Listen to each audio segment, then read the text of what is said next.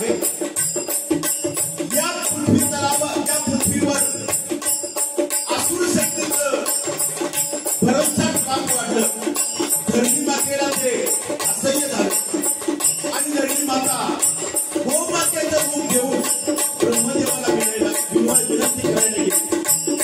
ब्रह्मदेवाला सांगितलं, भगवान आता या धरणीवरती इतकं पाप वाढलंय की माझ्यासाठी आता सरळ होत नाही. ब्रह्मदेव श्री हरी विष्णूकडे गेले आणि विष्णू भगवंताला विनंती केली, भगवंता आता तुमचा द्वापार युगातील 8वा अवतार घेण्याची वेळ आलेली आहे. तुम्ही तो अवतार घेऊन या भूतलावरील असुर शक्तीचा नायनाट करा. भगवंताने देखील होकार दिला. पुढे काय प्रकार झाला पहा.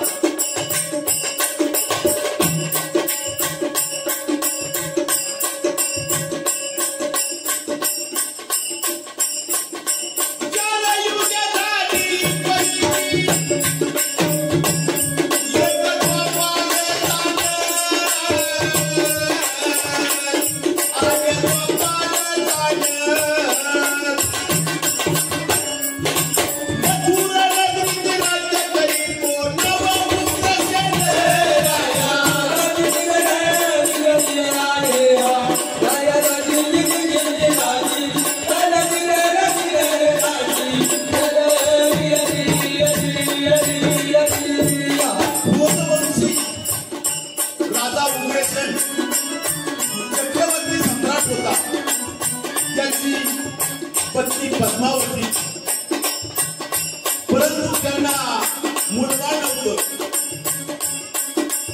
त्यांच्या पोटी कंसाचा जन्म झाला. परंतु कंस अतिशय दुष्ट प्रवृत्तीचा होता. ज्यावेळेला त्याचं युवराज म्हणून त्याला घोषित केलं, त्यानं लगेच स्वतःचे आईवडील आणि उग्रसेन महाराजांचं मंत्रिमंडळ यांना कैद केलं आणि तुरुंगात टाकलं.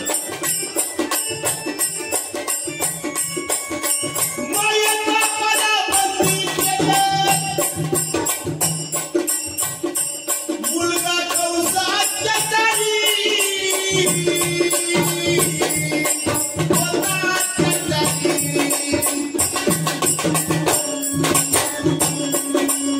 आपण इकडे काय म्हणतो सर, कुळी कन्या पुत्र होती ते सात्विक दयाचे हरित वाटे देवा. आई वडिलांची सेवा हीच कधी ईश्वर सेवा.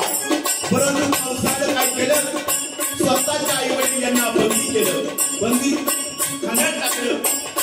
आणि म्हणून मग आई वडिलांची सेवा या कोणी कधी पहा. श्रावण मास भक्त पुंडली म्हणून जात असताना भक्त पुंडली याचा छोटासा प्रसंग आपल्या समोर सादर करत आहे. अज्ञानपणात पुंडलिकातून आपल्या आई वडिलांची सेवा करायचं राहून गेलं. ज्या वेळेला पुंडलिकाचं लग्न केलं त्यावेळी पुंडलिक आपल्या संसारी इतका व्यस्त झाला की आई वडिलांची सेवा करायचं विसरून गेला. आपलं कसं लग्न होतं आणि आपल्या आई वडिलांच्या जीवनात कसं विघ्न येतं ना, तसं पुंडलिकाच्या आई वडिलांच्या जीवनात देखील त्याचं लग्न केल्यानंतर विघ्न आलं. परंतु आई वडील यांनी तीर्थाटनाचा आग्रह घेतला आणि मग आपले आई वडील आणि आपली भार्या यांना घेऊन तो तीर्थाटनाला निघाला. तो कसा निघाला पहा. आई बापाच्या गळ्याला दोरी, अहोबाईला खांद्यावरी, पुंडलिक हा पुंडलिक काशी यात्रा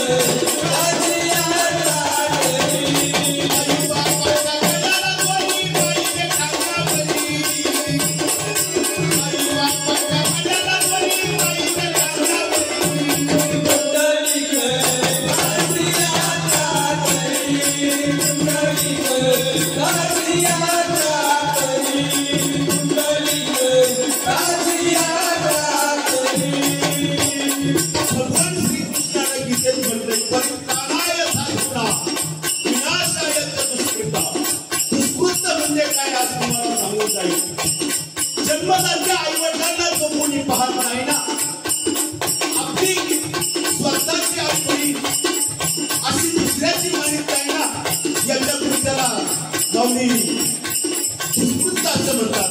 म्हणून स्वतःचे जन्मदाते आई वडील आणि स्वतःची भार्या यांना घेऊन पुंडलिक भिक्षाटनाला निघाला. गणगोराच्या जंगलातून जात असताना रात्रीच्या मुक्कामी रुमिदार कंभार यांच्या घरी गेली. रात्रीचं जेवण वगैरे आटोपलं, निवांत झोपी गेले. खऱ्या पहाटेला अलाराम वाजला. माऊली पूर्वीचा अलाराम वेगळा होता, आताचा वेगळा वाजवतो. पूर्वीचा अलाराम काय होता? कोंबडा आरवायचा. आताचा अलाराम काय? अलाराम वाजला तर उठला, नाही वाजला तर भरोसा नाही. कोंबडा आरवला त्या आश्रमातील महिला भगिनी जागा झाल्या. सुंदर असं सडा संभाषण झालं आणि पूर्वी चरितार्थासाठी दळण दळावायला लागायचं. सुंदर अशी जात्यावरली ओवी चालू झाली. अगं सुंदर माझ्या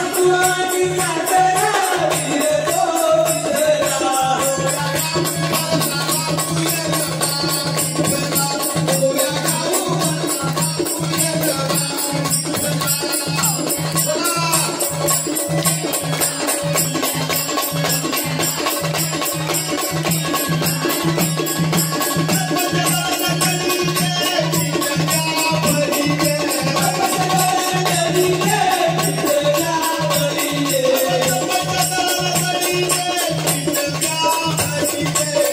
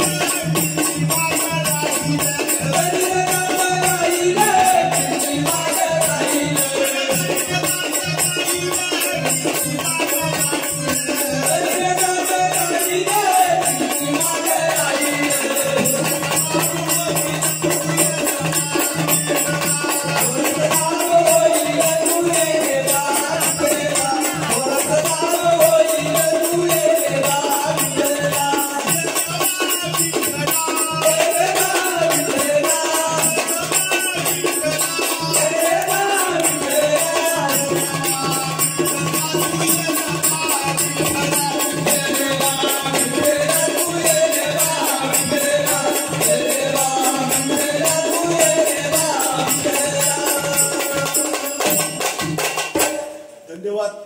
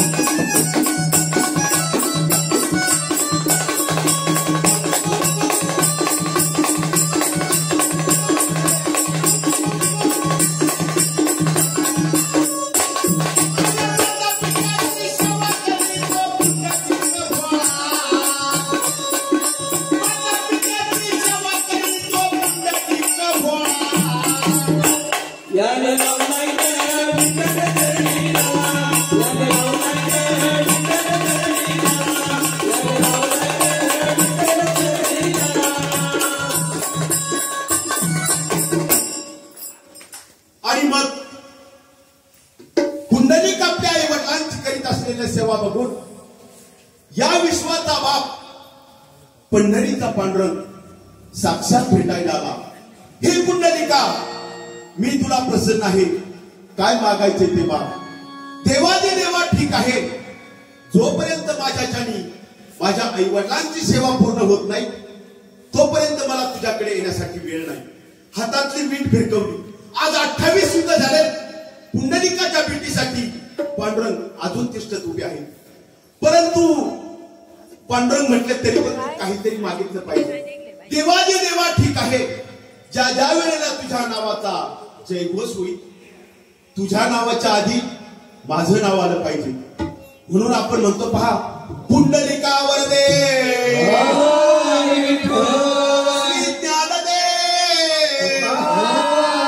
पंढरीनाथ भगवान असो. आणि म्हणून जन्मदात्या आई वडिलांना या कंसानी, अत्याचारी कंसानं तुरुंगात टाकलं. पुढे काय प्रकार झालाय पहा. माया बापाला बंदी जगात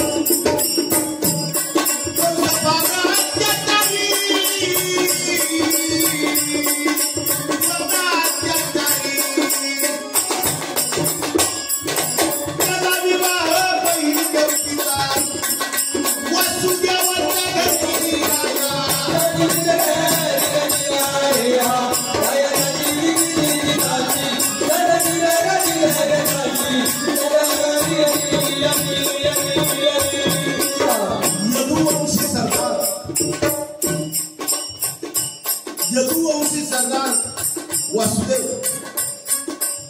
हे देखील त्या कंसाचा मित्रच होता. आणि त्यावेळेला त्या आपल्या आई वडिलांना, मंत्रीगणांना त्यांनी तुरुंगात बंदिस्त केलं. त्यावेळेला वसुदेवाचा बंधू देवक यांची मुलगी देवकी हिच्या विवाहाचा योग सोडून आलेला होता. आणि त्या विवाहाच्या धावपळ चालू होती. देवकीला कंस ज्या वेळेला देवकीचं लग्न झालं आणि लग्न झाल्यानंतर ती पाठवणीची वेळ आली ना, त्यावेळेला कंसाने सांगितलं की या वधूवराची वरात मी माझ्या स्वतःच्या रथात घेऊन जाईल. स्वतः त्या रथाचं सारथ्य केलं आणि देवकीचा विवाह झाल्यानंतर तिचं पाठवणीची वेळ आली. अत्यंत सुंदर असं वातावरण गप्पा गोष्टी करत करत ती सासरी जायला निघाली. परंतु वाटेत जाताना एक विघ्न आलं. जात असताना अचानक आकाशवाणी झाली, अरे कंसा, तुझ्या देवकीला एवढ्या प्रेमानं पाठवण करते ना तिची, त्याच देवकीचा 8वा पुत्र तुला वध करेल अशी आकाशवाणी झाली. कंसाला वाटलं हे कसं शक्य आहे बा, परंतु तरी पण आसुरी शक्ती, आसुरी डोकं होतं ते, त्यांनी तिथेच थांबवला आणि 8वं पुत्र मारणार आहे ना मला, आता त्यांचा नाटक करतो. आपल्या हातात तलवार घेतली आणि म्हटलं वसुदेवाला मी संपून टाकतो, पुत्रच जन्माला येणार नाही. परंतु देवकीने त्याला विनंती केली, बंधू, माझा 8वा पुत्र जर तुला मारणार आहे ना, मला जेवढे पुत्र होतील ते सर्व मी तुझ्या हवाली करीन. आणि या मुलीवर त्यांनी त्यांना माफ केलं, परंतु सोडलं नाही. पुन्हा मथुरेत आणलं आणि कैद खाण्यात टाकलं. पुढे काय प्रकार झाला पहा.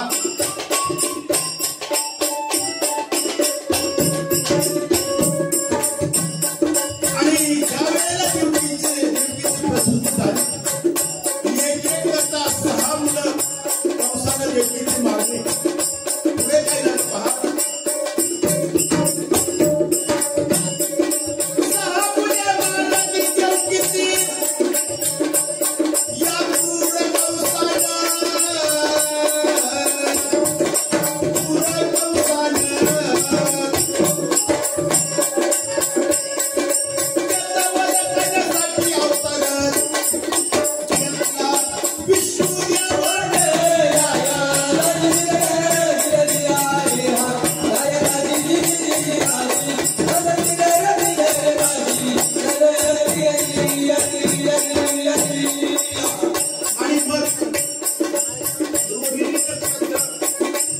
भाद्रपद महिना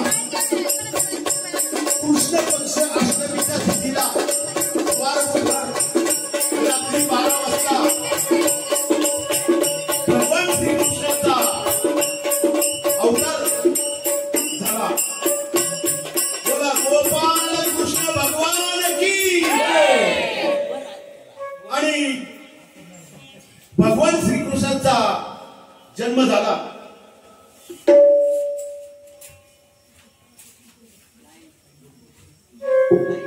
परंतु ज्या वेळेला भगवान श्रीकृष्णाचा त्या बंदीखान्यात जन्म झाला ना, त्यावेळेला विष्णुदेव तेथे प्रकट झाले आणि विष्णुदेवानी वसुदेवाला सांगितलं की मी तुझ्या पोटी 8वा अवतार जन्म घेतलेला आहे, परंतु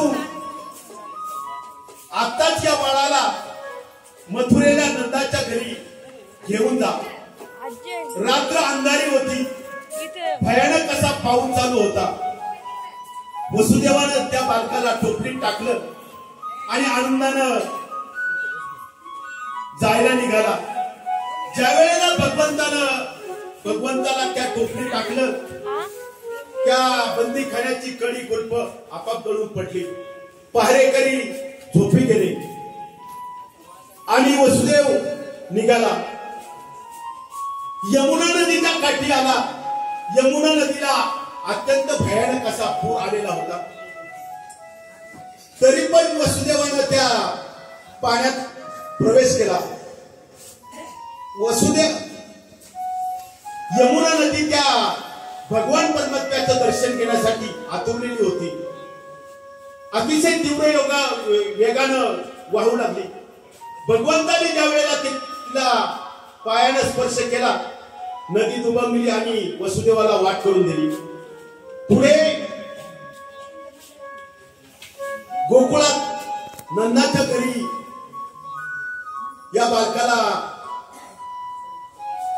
सोडून त्यावेळेला त्याच योगायोगाने त्याच वेळेला योगमायेचा जन्म गोकुळात झालेला होता. आणि त्या योगमायेला घेऊन पुन्हा मथुरेला आला. मथुरेला आल्यानंतर ती ज्या वेळेला त्यांनी बंदीखान्यात प्रवेश केला, कडी कुलप आपाप लागली गेली आणि ते पहारेकरी जागे झाले. पहारेकरी जागे झाले आणि आठवा पुत्र अशी त्यांनी आरडाओरडा केला. ज्या वेळेला हे कंसाला समजलं, कंस रागारागाने आला आणि देवकीच्या मांडीवरील त्या योगमायेला ओढून घेतलं. गरगर गरगर असं फिरवलं आणि आत्ता खाली आपटणार योगमाया त्याच्या हातातून निसटली आणि पुन्हा एकदा आकाशवाणी झाली. अरे हे कंसा, तू मला कोण मारणार? तुझा वैरी गोकुळात वाढत आहे. आणि अशा प्रकारे श्रीकृष्णाचा जन्म झाला. परंतु इकडे गोकुळात काय प्रकार झाला पहा. इकडे गोकुळात झाला गलबलाट, मध्ये कृष्ण झाला यशोदेना.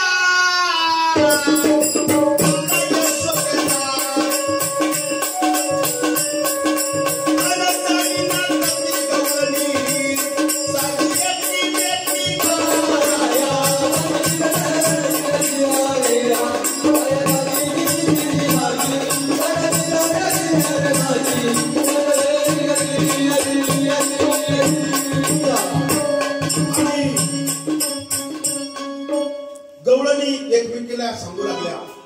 काय सांगू लागल्या गवळणी एकमेकीला? गवळण सांगे गवळणीला पुत्र यशोद्याला.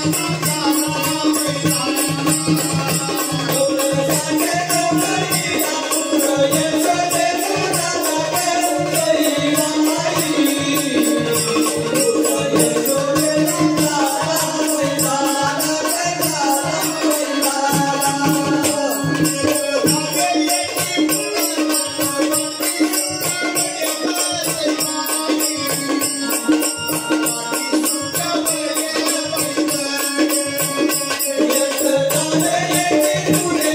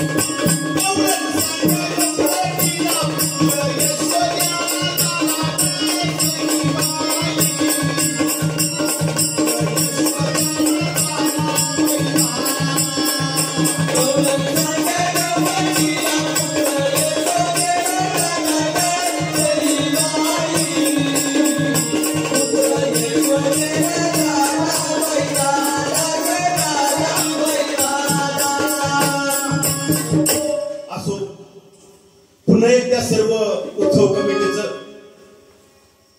हार्दिक असं स्वागत करतो। आणि जर या जीवनाचं सार्थक करायचं असेल तर श्रीगुरु शिवाय पर्याय नाही। म्हणून काय म्हटले पहा, श्रीगुरु सारखा असता पाठी राखा, इतरांची लेखा कोण करी, राजयाची कांता काय भीक मागे, मलाची आजोगे सिद्ध पावे। म्हणून पालघर तालुक्यातील